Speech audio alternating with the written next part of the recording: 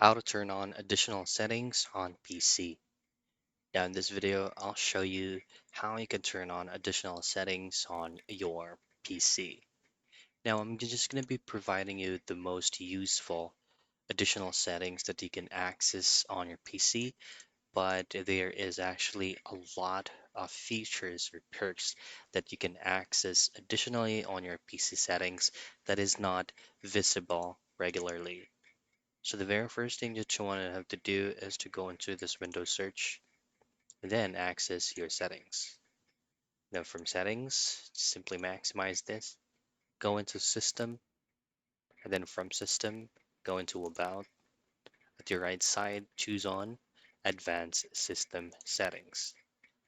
Down here, this will let you access from the advanced options on the performance of your current operating system. You can try to play along with these settings from here. You can also dig deep into the advanced option and then also on the data execution prevention. Now from the visual effects, this is actually the specific performance options that you can try to adjust on how your computer operates. So that's the most useful part of turning on additional settings on your PC.